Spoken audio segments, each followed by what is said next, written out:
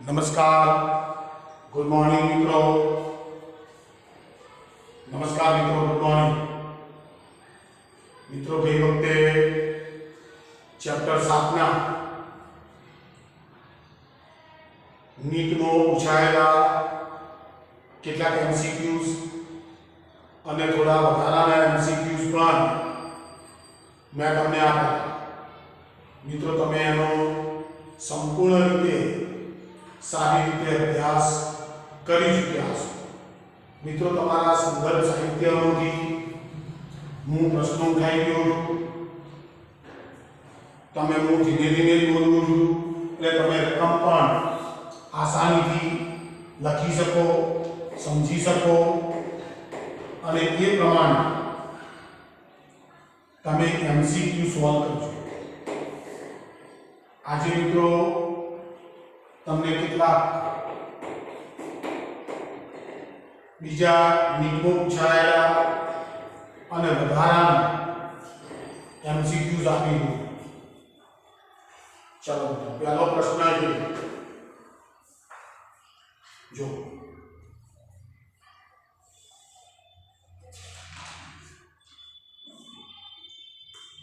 એક શ્રેણી RLC AC પરિપથમાં વિદ્યુત પ્રવાહ વોલ્ટેજ કરતા કળાઓનો 45 ડિગ્રી આગળ હોય તો તેમાંનું કેપેસિટન્સ C બરાબર ખાલી જગ્યા.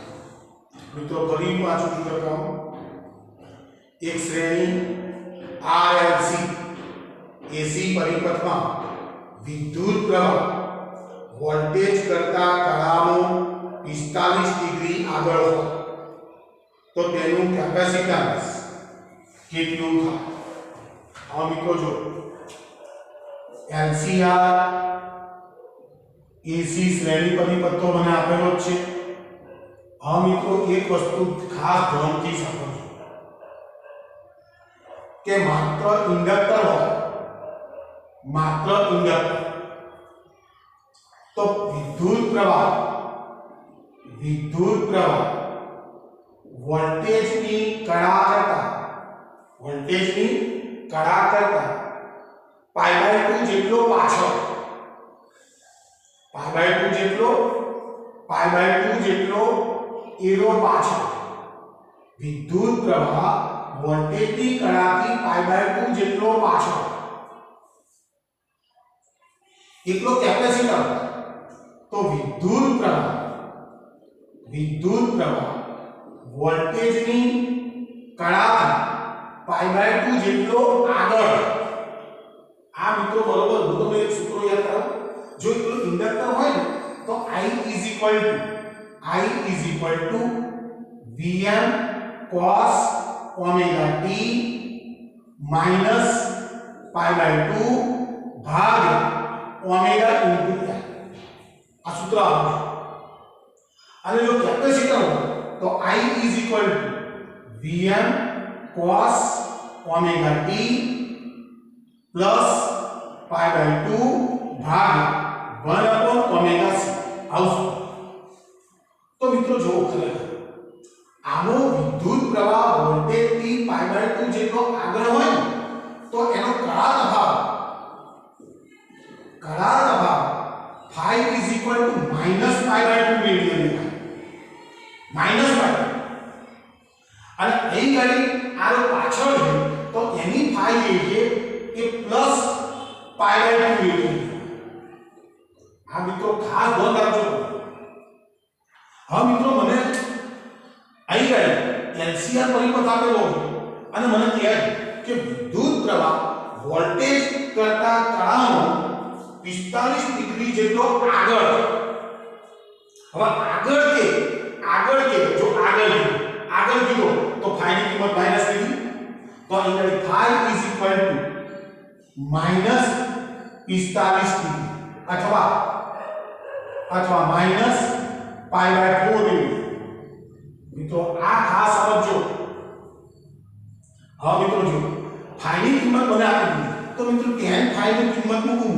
tan phi નું સૂત્ર tan phi is equal to xl minus xc ભાગ્યા હવે tan phi ની કિંમત મૂકી tan phi is equal to minus 45 is equal to અહીં ગઈ omega l minus 1 upon omega c ભાગ્યા આવો છે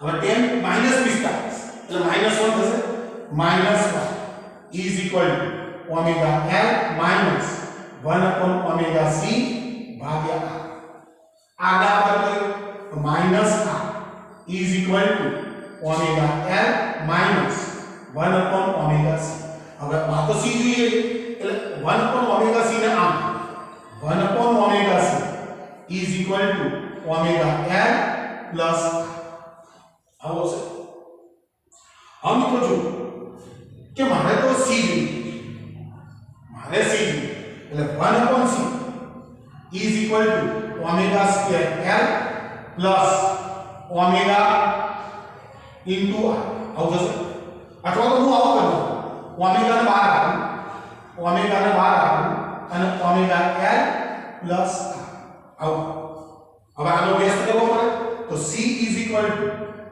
1 upon omega l plus r આ તમારો છે હવે આવું નથી આ એટલે હું શું કરું c is equal to 1 upon 2 pi r into 2 pi r plus r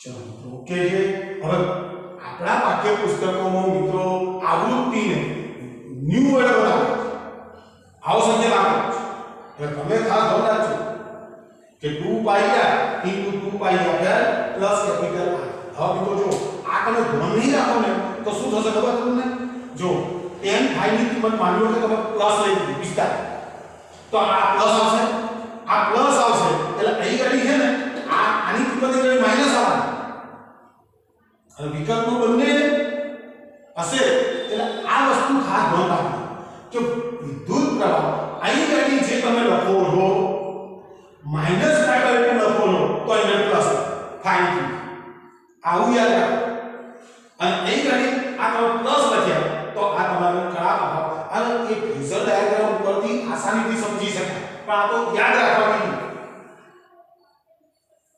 ચલો ઓકે તો મિત્રો ઉતારજો જરા ખૂબ અગત્યનો પ્રશ્ન છે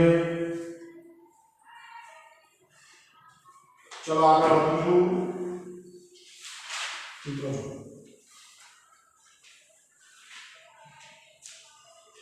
1 માઇક્રો ફેરેડેના एक कैपेसिटर 1 माइक्रो फैराडेना एक कैपेसिटर साथ E बराबर 200√2 sin 40 वोल्ट જેટલો એસી વોલ્ટેજ લગાડતા તેમાંથી પસાર થતો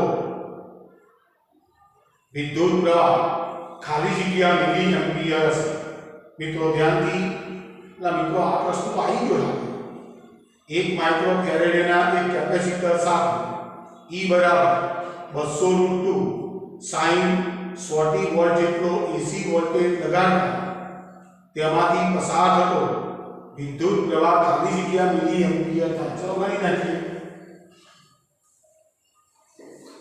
લગભગ ગયા લેક્ચરમાં આવી ગયો પ્રશ્ન અને નીટમાં પૂછાયો જો મિત્રો તો મને E બરાબર આપેલું E बराबर 200√2 into sin 40 वोल्ट आ वोल्टेज આટલો આપો બરાબર છે અને 1 માઇક્રો ફેરાડેનું કેપેસિટર આપો તો મને પ્રશ્ન પૂછે પસાર થતો પ્રવાહ ખાલી જગ્યા મિલી એમ્પિયર તો Irms is equal to Vrms ભાગ્યા Z નું મૂલ્ય तो E is equal to Vm by √2 into Z तो E is equal to Vm 200√2 અને ભાગ r √2 અને Z એટલે તો કેપેસિટર છે 1 upon omega c એટલે 1 upon omega C 2 2 cancel is equal to 200 omega C is equal to 200 omega ની કિંમત 100 ગુણ્યા 10 રેઝ ટુ जो 1 microfarad 10 raise to -6 is equal to 2 into 10 raise to -2 ampere is equal to 20 milli ampere आई गयो છે અગાઉ પ્રશ્ન આવી પ્રશ્નના છે અને 2011 નું જાણો લીધું ચલો આગળ વધું છું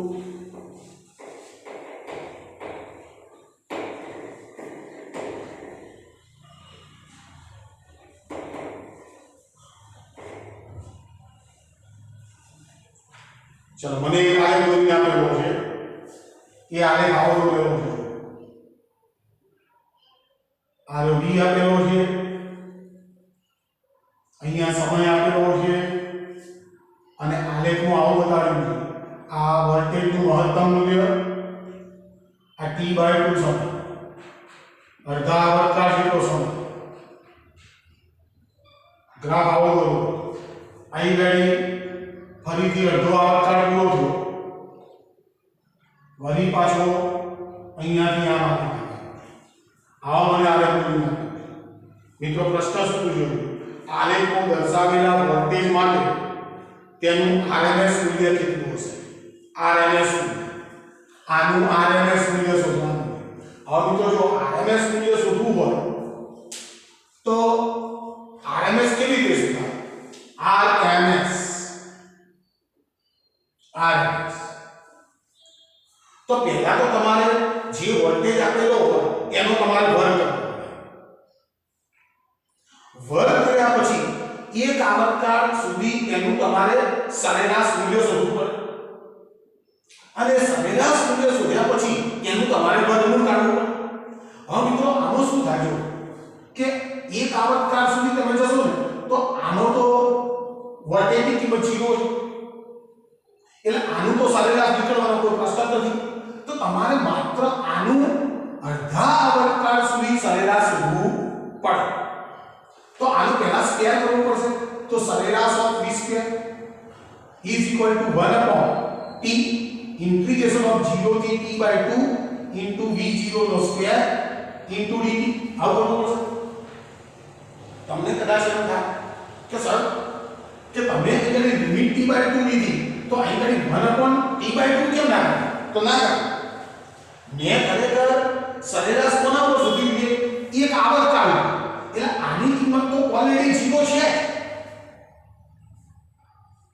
સમજણ પડે છે બરાબર છે એટલે is equal to 1 upon t જો આનું હવે b0 નો સ્ક્વેર into t અને અહીં કરી 0 થી t/2 तो is equal to 1 upon t v0 નો સ્ક્વેર into t/2 એ t/2 આવશે પેલો તો 0 છે t કેન્સલ તો સરેરાશ ઓફ v0 નો square is equal to v0 square by 2 અને આનું વર્ગમૂળ લઈ લો તો vrms is equal to v0 by √2 ખ્યાલ આવે છે તમને મિત્રો પણ મેથડ બરોબર સમજજો આગળ વધું છું એક ગુચડાનો આંતરિક અવરોધ ઓહમિક અવરોધ એક ગુચડાનો ઓહમિક અવરોધ 30 ઓહમ અને 50 હર્ટ્ઝ આવૃત્તિએ ઇન્ડક્ટિવ રિએક્ટન્સ 20 ઓહમ છે તેને 200 વોલ્ટ અને 100 હર્ટ્ઝનો એસી સપ્લાય આપવામાં આવે તો તેમાંથી પસાર થતો વિદ્યુત પ્રવાહ ખાલી જગ્યા એમ્પિયર હશે જોજો મિત્રો એક ગુચડાનો ઓહમિક અવરોધ 30 ઓહમ 50 હર્ટ્ઝ આવૃત્તિ ઇન્ડક્ટિવ રિએક્ટન્સ 20 ઓહમ તેને 200 વોલ્ટ અને 100 હર્ટ્ઝનો એસી સપ્લાય આપવામાં આવે તો તેમાંથી પસાર થતો વિદ્યુત પ્રવાહ ખાલી જગ્યા હશે આ મિત્રો જોજો ખાસ ધ્યાન આપજો આમ તો વિદ્યુત પ્રવાહ તમારે શોધવો હોય તો IRMS is equal to VRMS ભાગ્યા આ જેનું બરાબર છે તો IRMS is equal to VRMS ભાગ under root of R square plus XL નો સ્ક્વેર આવું કરવું પડશે પણ મિત્રો ધ્યાનથી XL બરાબર શું છે XL બરાબર ઓમેગા ઇન્ટુ L XL બરાબર 2 પાઈ XL f સાથે બદલા એટલે મિત્રો જો તમને પહેલી રીતે શું લખ્યું છે 50 હર્ટ્ઝ આવૃત્તિએ ઇન્ડક્ટિવ રિએક્ટન્સ 20 ઓહ્મ હવે તમે લાગુ પાડેલો વોલ્ટેજ અને આવૃત્તિ 100 હર્ટ્ઝ એટલે ઇન્ડક્ટિવ રિએક્ટન્સ બદલાઈ જાય એટલે તમે આવું લખી શકો FL is proportional to F તો FL ભાગ્યા XLS is equal to F ભાગ્યા FS તો XLS પેલા શોધવો પડે તો XL આપ્યો છે કેટલો જો 20 આનો 20 આપ્યો છે XLS is equal to પેલા આવૃત્તિ કેટલી આપી હતી 50 કરી કેટલી 100 તો જો આ મીંડું મીંડું કેન્સલ આ 20 50 100 તો XLS is equal to 40 તો મિત્રો XLS તમારે શોધવો પડે અને અહીં ગણી કયો મૂકવો પડે XLS તો VRMS is equal to 200 અને ભાગ under root of R square આ કેટલું આપ્યું છે 30 નો વર્ગ એટલે 900 વત્તા આ 1600 is equal to 200 ભાગ્યા જો 1600 ને 900 એટલે 2500 નું વર્ગમૂળ 50 એટલે આ હશે 50 બિંદુ બિંદુ કેન્સલ is equal to 4 મિત્રો ખૂબ અગત્યનો પ્રશ્ન મિનિટમાં પૂછાઈ ગયો કઈ સાલમાં કહું તમને 2011 ખૂબ અગત્ય અને જો તમે એક્સેલ લઈને દાખલો ગણો ને તો એનો જવાબ છે એમ પણ મિત્રો ખાસ ધ્યાન રાખજો એક્સેલ એ આવૃત્તિ પર આધારિત છે XC પણ આવૃત્તિ પર આધારિત છે કારણ કે એ 1 upon omega c ચલો મિત્રો એના પછી પ્રશ્ન છે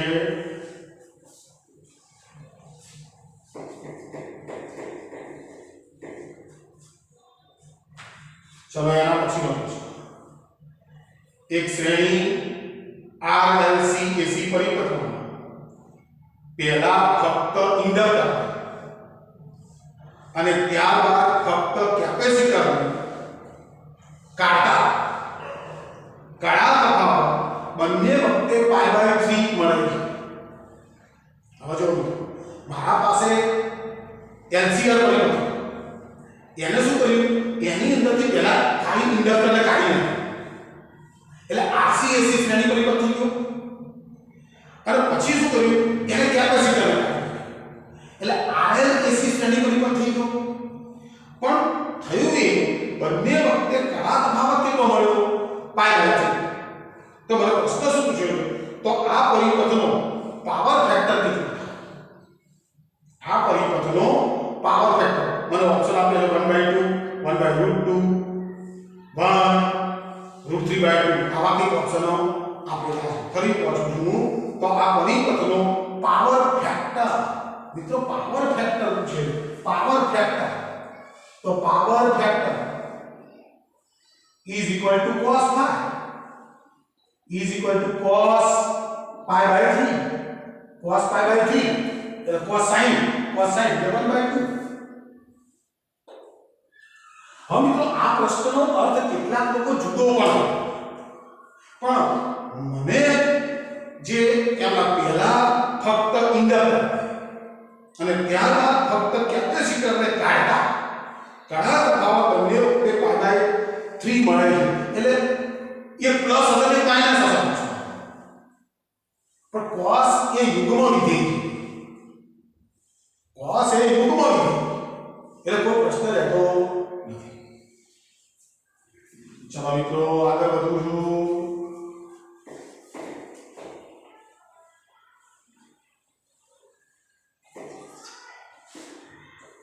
આગળ વધીશું. ચલો મારે ફરી એક આલેખ આપેલો છે.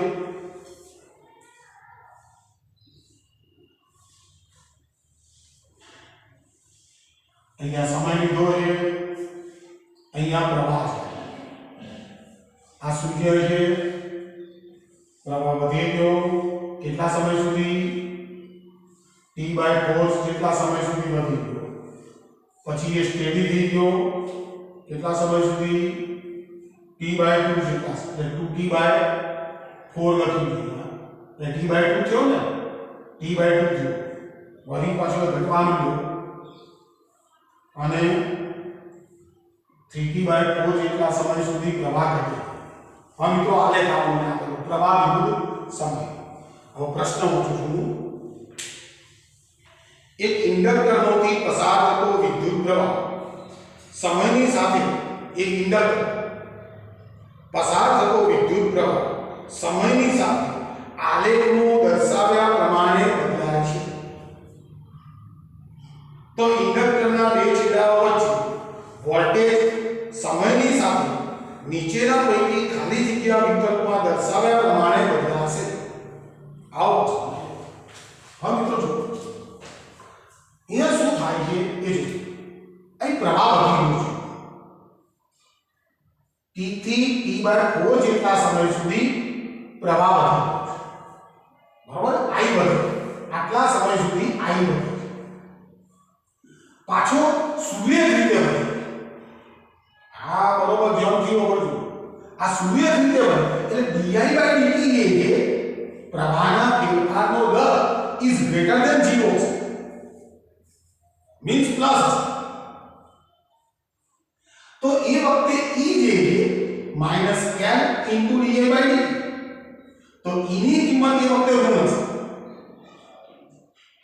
આ ઋણ છે. અને અહીંયા જો અહીં તો શું થઈ ગયું? હવે પ્રવાહ કેવી થઈ ગયો? એટલે આત્મા બેની ઘટના કરવાની નથી. એટલે E = 0 થઈ જશે આટલા વિસ્તાર. બરાબર છે? અને જો હવે પ્રવાહનો ઘટાડો, હવે પ્રવાહનો ધીમે ધીમે ઘટાડો થયો એટલે I ઘટે. I ઘટે તો di/dt is less than 0 એટલે ઋણ બનશે. ઋણ બનશે તો E ની કિંમત કેવી બનશે? પ્લસ બનશે. તો મિત્રો આના જે આલેખો આપવામાં આવે એ આલેખો એક આવા હોવા જોઈએ. જો આટલા સમય સુધી એ ઋણ બનશે એટલે અહીં ગાડી આવી આ ઋણ આવ્યો અને આટલા સમય સુધી તો EMF પ્રેરિત થવાનું નહીં.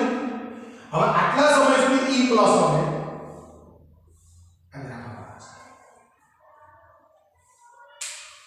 તો મિત્રો સમજો વાતો. ચાલો મિત્રો આ નીટમાં પૂછાયેલા પ્રશ્નો છે અને જે એની ચર્ચા કરી રહ્યો છું મિત્રો બરોબર સમજો કે ખૂબ ઝડપથી સોલ્વ થાય એવા જ પ્રશ્નો અંદર હોય. ચાલો આગળ વધીશું. એક એસી પરિપથમાં તત્કાલીન પ્રવાહ અને તત્કાલીન વોલ્ટેજ ના સમીકરણો મને આપેલા છે. તો આ પરિપથનો સરેરાશ પાવર મને પૂછ્યો છે મિત્રો. જો મને બે સમીકરણો આપેલા છે, મને પ્રવાહનું સમીકરણ પણ આપેલું છે અને વોલ્ટેજનું સમીકરણ આપેલું છે. તો પ્રવાહ કેટલો આવે છે? I = 1/2 into sin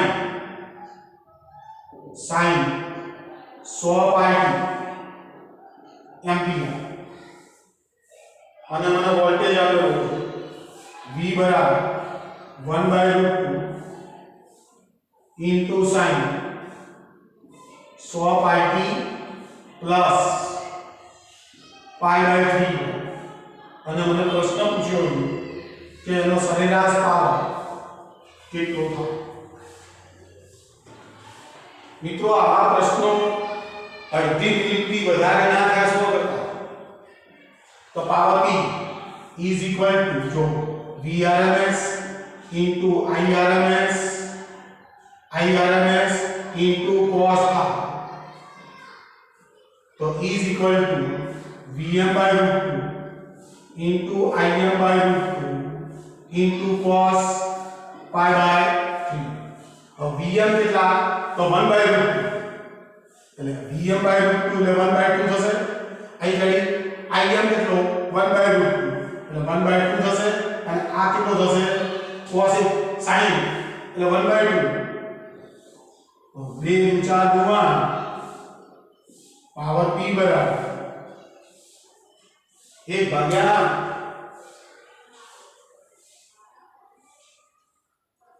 चलो तो घणा બધા પ્રશ્નો છે મિત્રો.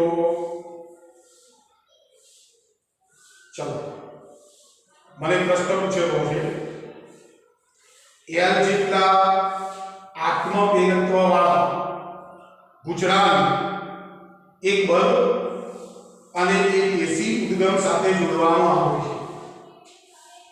L જેટલું આત્મપ્રેરકત્વ વાળા ગુજરાત એક બલ્બ અને એક એસી ઉદ્ગમ સાથે જોડવામાં આવે છે.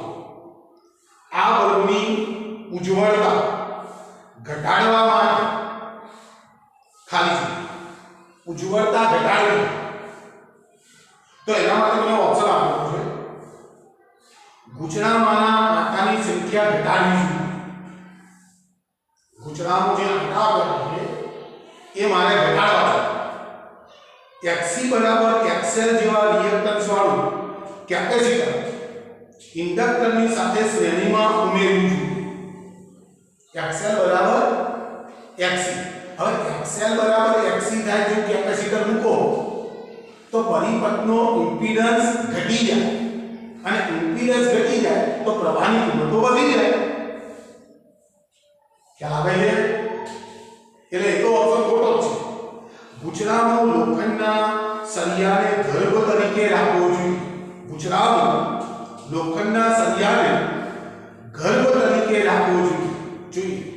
એસીની આવૃત્તિ ઘટાડવી જોઈએ. તો મિત્રો પહેલા આ જોઈએ XL બરાબર ઓમેગા ઇન્ટુ આ મારા શું કરવું છે આને ઘટાડવું ઉજ્જવળતા એની ઘટાડવી બરાબર છે. તો મારે એમાંથી વહેતો પ્રવાહ ઘટાડવો. હવે હું પ્રવાહ ઘટાડું ને તો એની ઉજ્જવળતા ઘટે. તો મિત્રો આનો પ્રવાહ કેટલો હશે તો Irms is equal to Vrms ભાગ્યા ઓમેગા ઇન્ટુ L થશે. હવે ઓમેગા કોઈ ઉચ્ચારણ નહીં એટલે આપણી નજર કોના ઉપર છે ઇન્ડક્ટન્સ. તો મિત્રો જો ત્રીજો વિકલ્પ છે ગુજરાતનો લોખંડના સળિયાને ગર્ભ તરીકે રાખવો જોઈએ. એટલે ગુજરાતની અંદર એને શું કર્યું લોખંડનો સળિયો મૂક્યો. હા મિત્રો લોખંડનો સળિયો મૂકી દેશો અંદર તો એનું ચુંબકીય ક્ષેત્ર ઘણું બધું વધી જવાનું મીન્સ એનું ઇન્ડક્ટન્સ વધી જવાનું. હવે ઇન્ડક્ટન્સ વધશે તો એનું XL વધશે અને XL વધશે તો પ્રવાહની કિંમત ઘટશે. ખ્યાલ આવે છે? ઇન્ડક્ટન્સ કેવી રીતે શોધવો આપણે તો ભૂતકાળના ચેપ્ટરમાં જાણીએ. બરાબર μ0 ની જગ્યાએ તમારે μ વાપરવું પડશે અને μ ની કિંમત μ0 કરતાં તો મોટી જશે. એટલે એની કિંમત વધશે તો XL વધશે અને XL વધશે તો Irms ઘટશે. તો મિત્રો સાચો વિકલ્પ કયો છે ગુજરાતનો લોખંડના સળિયાને ગર્ભ તરીકે રાખવો જોઈએ. ચલો મિત્રો ઓકે છે. ચલો મિત્રો આગળ વધવું છું તારે.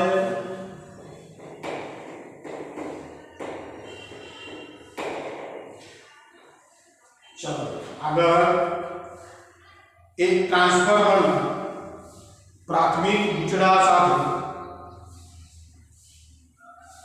10 વોલ્ટ ડીસી બેટરી જોડતા તેમાંથી 1 મિલી એમ્પિયર પ્રવાહ પસાર થાય. જો એક ટ્રાન્સફોર્મરના પ્રાથમિક ગુચડા સાથે 10 વોલ્ટ ડીસી બેટરી જોડતા તેમાંથી 1 મિલી એમ્પિયર પ્રવાહ પસાર થાય. ડીસી આવે ડીસી ટ્રાન્સફોર્મર ડીસી સાથે કામ કરતો જ નથી. નહીં તો વિદ્યુત ચુંબકીય પ્રેરણની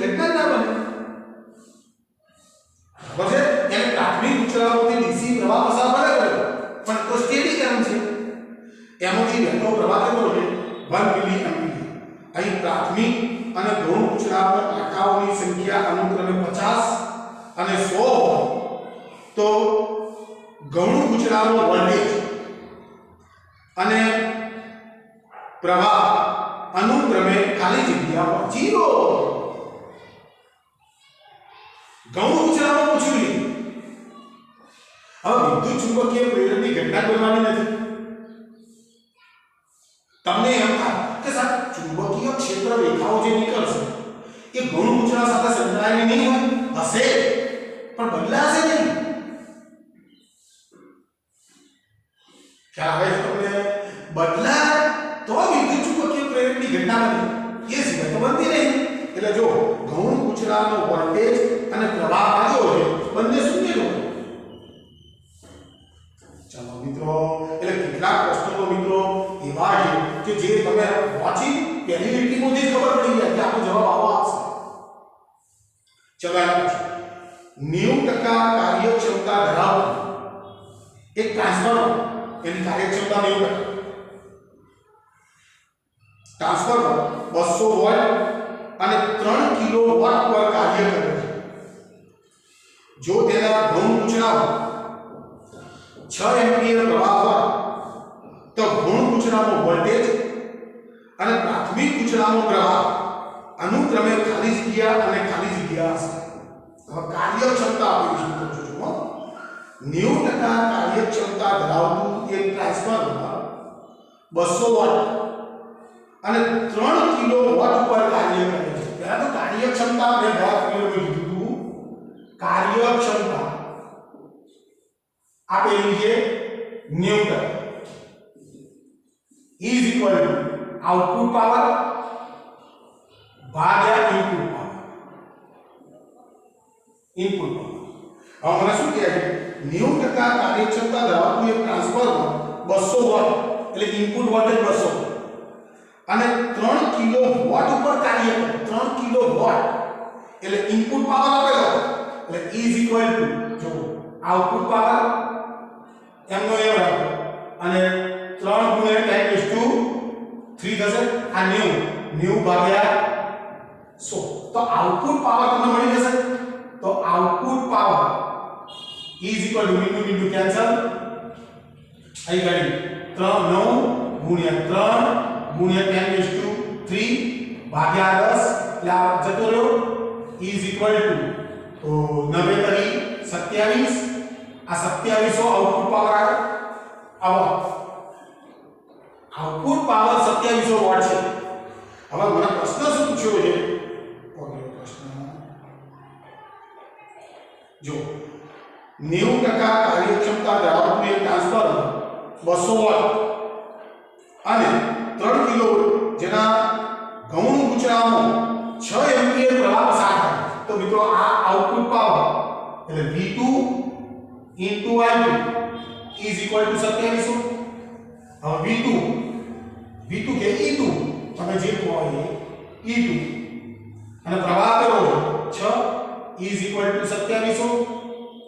તો E2 is equal to 2700 ભાગ્યા 6 9 તરી 27 અને 3 × 6 is equal to 450 વોટ. ગૌણ કૂતરાનો આઉટપુટ વોલ્ટેજ 450 વોલ્ટ હશે. હવે મને પ્રશ્ન બીજો પૂછ્યો છે અંદર પ્રાથમિક કૂતરાનો વહેતો પ્રવાહ. તો પ્રાથમિક કૂતરાનો વહેતો પ્રવાહ શોધવો હોય તો ઇનપુટ પાવર તો આપેલો છે ને. જો input power is equal to E1 into I1 તો 3 into 10⁻³ is equal to E1 એટલે 200 અને I1 તો I1 is equal to 3 into 10⁻³ ભાગ્યા 200 બે બીજા આની સાથે ઉડી જવાના એટલે ઉપર વધશે 30 ભાગ્યા 2 તો I1 is equal to 15 ampere.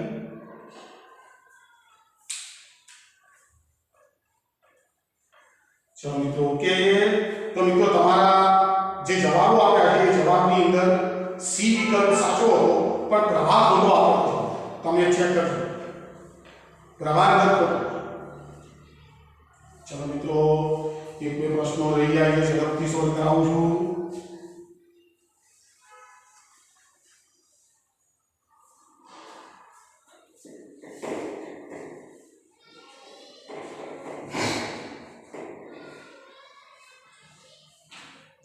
જો એક એસી ઉદ્ગમ સાથે અવરોધ કેપિટલ આર જોડતા પી જેટલો પાવર ખર્ચાય. એક એસી ઉદ્ગમ સાથે અવરોધ આર જોડતા પી જેટલો પાવર ખર્ચાય. હવે આ અવરોધની સાથે ઇન્ડક્ટર શ્રેણીમાં જોડતા પરિપત્ર ઝેડ જેટલો ઇમ્પિડન્સ ખર્ચાતો પાવર કેટલો. હવે ઇમ્પિડન્સ બદલાઈ જશે તો મિત્રો પહેલા પાવર કેટલો હતો p. તો power p = v² r = i² × r. આવું તમે લખી શકો. હવે શું થયું? હવે ઇન્ડક્ટર શ્રેણીમાં જોડ્યું, બરાબર. તો નો p' = vrms × irms × cos phi. આવું થશે. તો હવે તમને જો એક એસી ઉદ્ગમ સાથે આર જોડતા પાવર p ખર્ચાય. હવે અવરોધની સાથે ઇન્ડક્ટર જોડતા પરિપથનો ઝેડ જેટલા ઇમ્પિડન્સનો ખર્ચાતો પાવર કેટલો થાય? તો મિત્રો p' = જો આ vrms આ rms જ છે મિત્રો, આ rms જ છે બધું. તો હું આની જગ્યાઓ પર r/z મૂકી શકું. r/z cos π ની કિંમત તો r/z પ્રમાણે મળશે. હવે કતો આને બદલું, કતો આને, તો અહીં ગાડી v = i × r. તો vrms શબ્દ એમ રાખો * vrms ભાગ્યા આ z થશે. તો p' = v² rms × r ભાગ્યા z નો સ્ક્વેર થશે. હવે જો કે આની જગ્યા ઉપર આ v² r તો r વડે ગુણી લખતા આપણે ભાગી નાખો. તો r વડે ગુણી તો v² rms × r² ભાગ્યા r × z નો વર્ગ = v² r ની જગ્યાએ p મૂકી શકીએ તો pr² ભાગ્યા z નો સ્ક્વેર. તો આ નવો પાવર મારી પાસે આટલો આવ્યો. જવાબ ચેક કરી લઈએ છીએ. બિલકુલ સાચું. pr² ભાગ્યા z નો સ્ક્વેર. ચાલો મિત્રો એક બે પ્રશ્નો મિત્રો લાંબા પૂછાણા છે. જો 2016 નો એક પ્રશ્ન પૂછવાનો હતો. પેલો 20 મિલી હેનરીનું ઇન્ડક્ટર, 50 માઇક્રોફેરાડનું કેપેસિટર અને 40 ઓહ્મ અવરોધનો શ્રેણી જોડાણ સાથે v = 10 sin 240t જોડતા તેનો પાવર વ્યય કેટલો થાય? મિત્રો આ ઘણો લાંબો પ્રશ્ન છે અને ગણતરી કરવી પડે.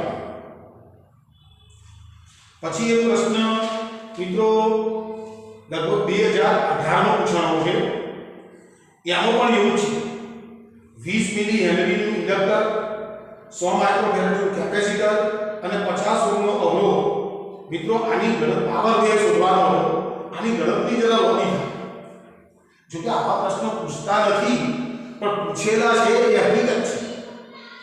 મિત્રો ધ્યાનથી વાપરજો. એટલે હું એવું કહેવા માંગતો નથી કે નથી પૂછતા, કારણ કે આ અહીંયા 2016 નો અને 2018 નો આવા પ્રશ્નો છે.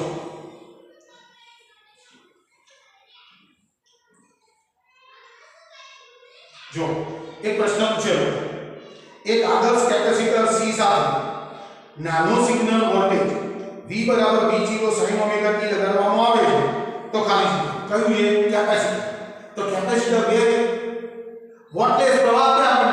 એટલે જો એનો સાચો ઓપ્શન છે એક પૂર્ણ ચક્ર દરમિયાન કેપેસિટર કોઈપણ પ્રકારનો ઊર્જાનો વ્યય કરતું નથી. બીજા ઓપ્શન તમે વાંચશો તો તરત જ તમને ખ્યાલ આવી જાય એવું છે. તો બે પ્રશ્નો મિત્રો તમે જરા જોઈ લેજો 2016 અને 2018 નો પ્રશ્ન પૂછી ચૂકેલા છે કે જેની અંદર મારે ગણતરી કરવી પડી ગણતરી વગર એ સોલ્વ થાય એવું નથી ચલો મિત્રો ઓકે તો આપણા હજી એક બે મિત્રો કે જેની અંદર તમને ભૂતકાળનો નીટમાં હજી એક બે પ્રશ્નો છે આપણી પાસે અને જેડબલઈમાં પૂછાયા પ્રશ્નો છે એવા જે પ્રશ્નો એવા લાગતા હશે એવા પ્રશ્નો આપણા લેક્ચરની અંદર હું પૂરા કરીશ અને નવા કરતા વધારાના પ્રશ્નો તમને હું પીડીએફ ફાઇલ મોકલી અને તમારી પાસે સોલ્વ કરીશ એટલે મિત્રો તમે એક બાજુથી 7 ચેપ્ટરને પૂરા કરી નાખો પહેલા કોઈ ટેન્શન લેવાનું નથી 8મું ચેપ્ટર મને 2-3 લેક્ચરમાં હું પૂરું કરી નાખીશ એટલે તમારી પાસે આખું પાઠ્યપુસ્તક પહેલો ભાગ છે એ પહેલો ભાગ હશે બરાબર છે મિત્રો તો તમે 1 થી 7 ચેપ્ટરને બરાબર કવર કરી નાખો એની થિયરી સ્વાધ્યાયના દાખલા અને